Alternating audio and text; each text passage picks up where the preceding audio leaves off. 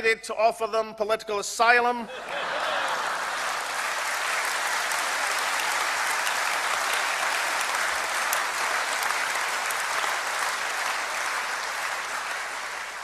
Reflecting, of course, that the United Kingdom government didn't contribute a single RMB to the panda's arrival in our capital city of Edinburgh.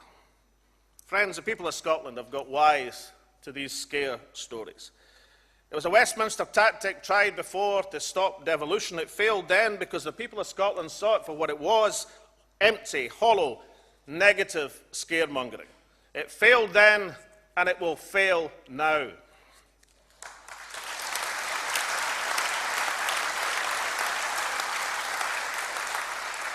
Because we know the achievements that have been made with the power that Scotland already has.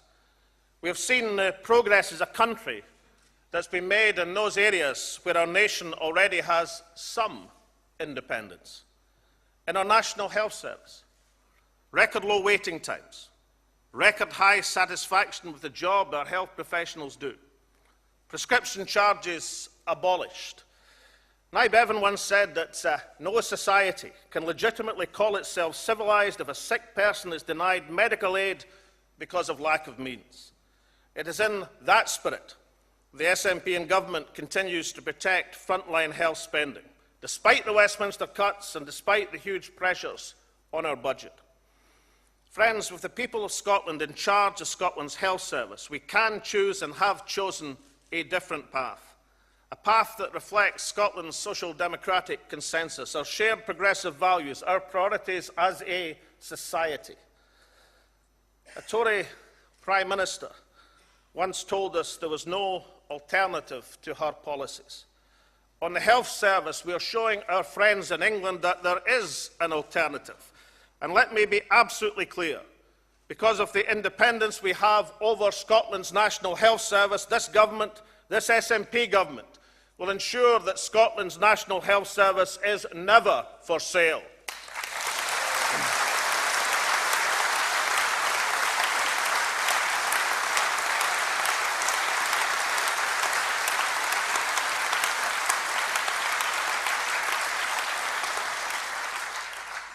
And in education, I remember back in 1979, well, of course I was just a babe in arms then, but even as a babe in arms, I remember that way back then that some of the foremost skeptics about devolution were in our universities. But is there anyone now on the campus, a student or an academic, who would rather that the Tories were in charge of our universities? If they were run from London, free education would be a thing of the past. Public funding would be slashed. Tuition fees would today be creating an insurmountable barrier for thousands of young Scots, a barrier to aspiration and to talent. Our universities are a huge international success, 5 in the world's top 200, more research papers per head than virtually any other nation on the face of this planet.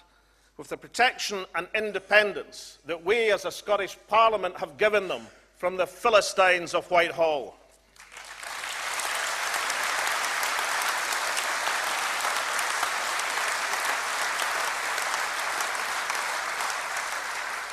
So conference, with even just a taste of independence, we've been able to deliver fairer policies than elsewhere in these islands. In higher education and in further education. Of that we should rightly be proud. As a party, as a government, we will never kick away the ladder of opportunity, never put a price on learning that undermines the value of learning. The Tories' decision to scrap the educational maintenance allowance is part of that same agenda, an agenda that Scotland rightly and completely and roundly rejects. And just as our Parliament stood firm against tuition fees, so we stand full square behind the educational maintenance allowance and in favour of proper support for our college students. For 35,000 young Scots, with the SNP, the educational maintenance allowance is here to stay.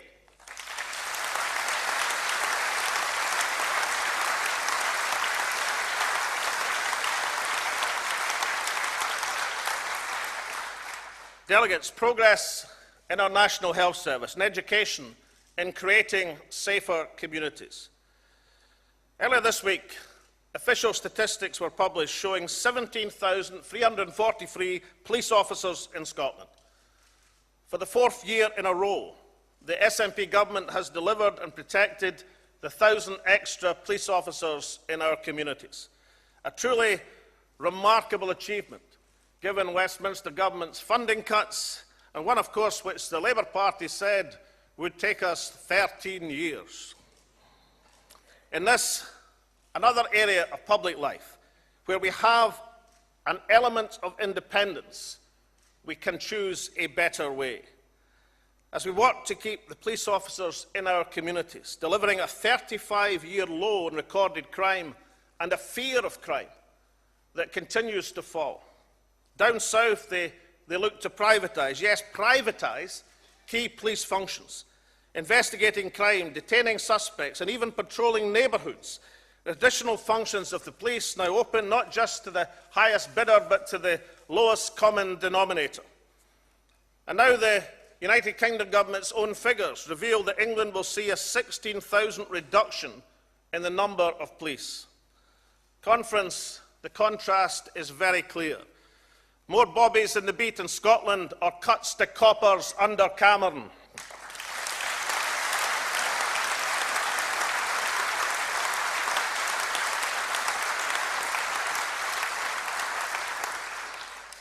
So if a measure of independence on health, on education and law and order, we've made Scotland a better place. Think what we could do with Scottish control of the economy, of international representation and of our security. Right now, our economy needs capital spending and bank lending. We have already sent a list of shovel-ready projects to London. We demand that they are now redeemed. Our small and medium-sized business sector needs finance. We have major banks largely in the public sector. Why are they not instructed to lend to force the pace of economic recovery?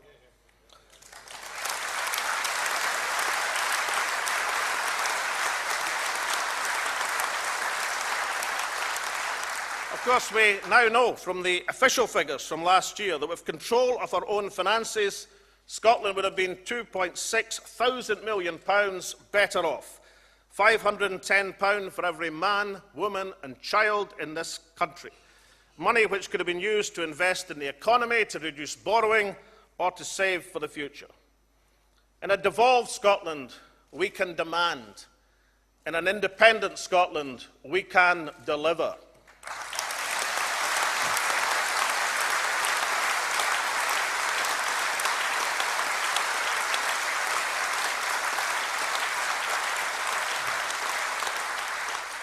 On international representation, why would we wish to be isolated and ignored in Europe when we could be influential and respected? On defence, why would this nation of 5 million people elect to waste billions on weapons of mass destruction while we still have thousands waiting for a decent home and a life chance?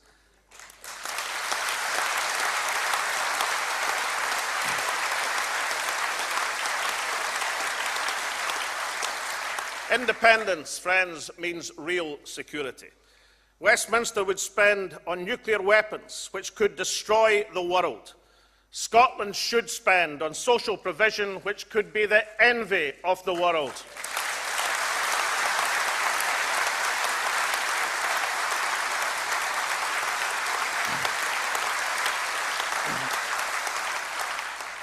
Friends, our task is nothing less than to transform Scotland, to change our nation for good.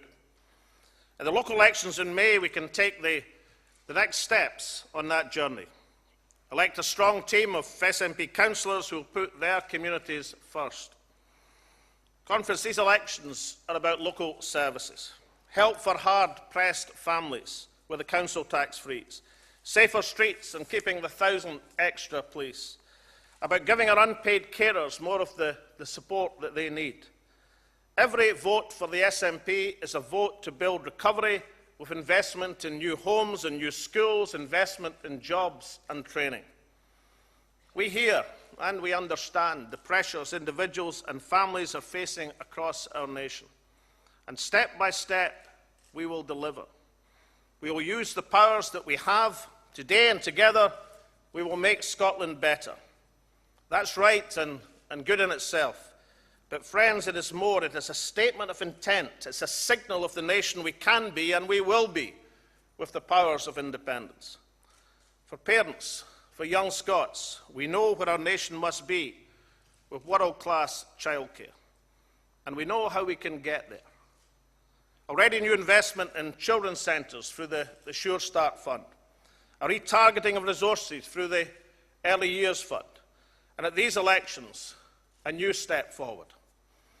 We as a party have long cherished the ambition to increase preschool education.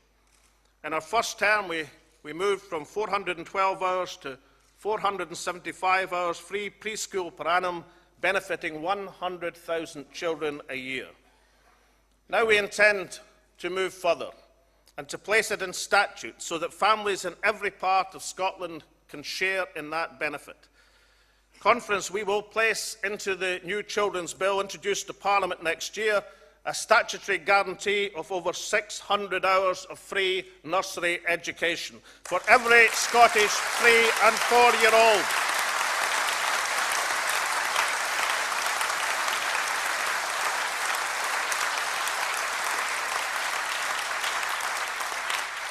For every Scottish 3- and 4-year-old, and for every looked-after 2-year-old in our land. The best package of free nursery education on offer anywhere in the United Kingdom, a statement of faith and commitment to the future, flexible in its delivery, using the wisdom of the Early Years Task Force to help us, but definite in our intent. For every young mum or dad juggling work and parenthood, the message is clear. The SNP is here for you and for your family.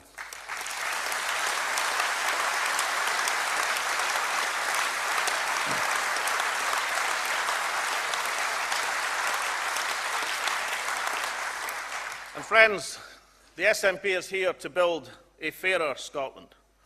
My ambition is to reduce inequality, to give all Scots a fair chance in life. Across the world, the evidence is clear. The more equal a society, the better it is for all of us. I want a Scotland where a fair wage is a living wage, where work pays, and that is what we can achieve with independence. We have taken the first steps already. Every employee of the Scottish Government, the National Health Service and our agencies guaranteed from this year at least a living wage of £7.20 an hour. 2/3 of the thousands who have benefited shall be women. Delegates, where we have the power, we shall act. I can announce today that every single SNP-led council elected in May will also introduce the living wage.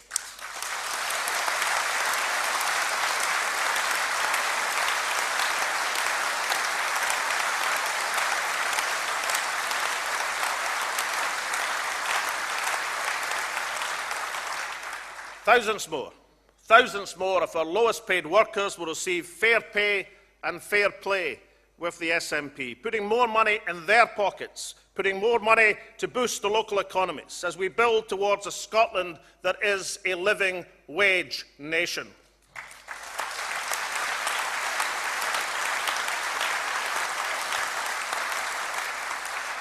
Conference, by our deeds we have been known, and by our deeds we shall be known. If we make the right choices for our universities and for fairness and for families, who can doubt that we will also make the right choices on the economy and on Scotland's place in the world? Scotland's social democracy can survive, it can flourish, but only where we have the power. We can be a beacon for social justice, but only if we allow that light to shine. Delegates, the lesson is a simple one. A little independence has been good for Scotland, but real independence will be even better.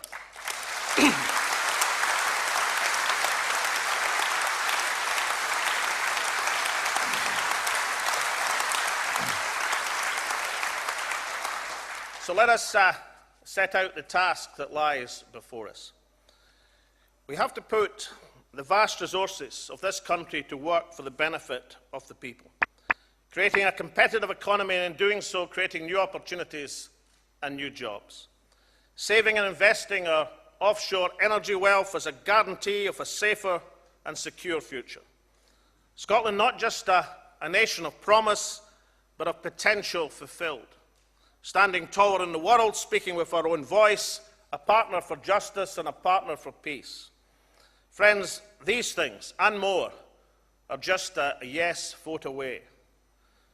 When the United Nations were formed, there were just over 50 independent countries in the world. Today, that figure has risen to almost 200. Some still say independence is difficult, but conference, these numbers don't lie. Of the 10 countries that joined the European Union in 2004, a majority have become independent since 1990, and Scotland is bigger than 6 of these 10. Each and every one of these nations has a seat at Europe's top table, a right they cherish, a right too that Scotland should embrace.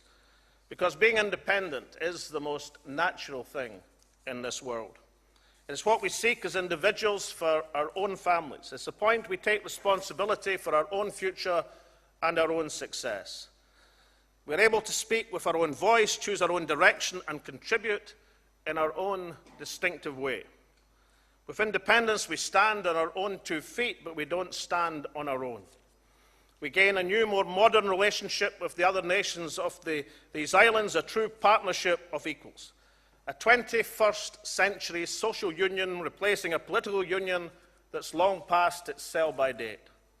It will require effort and commitment to make our country as good as we know it can be.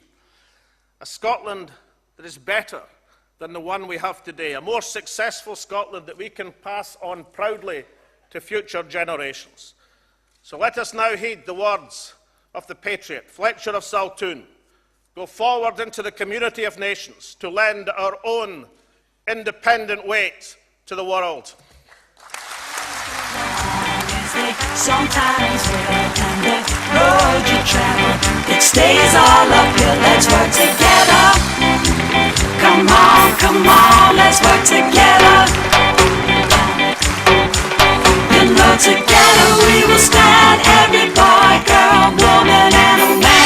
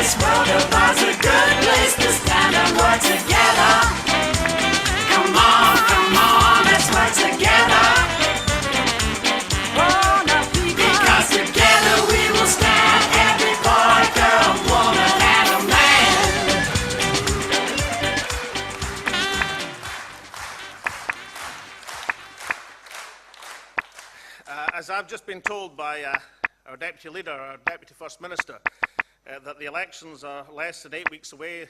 There's other motions on the conference agenda, so come on, let's get on with the job and win it for Scotland. Thank you.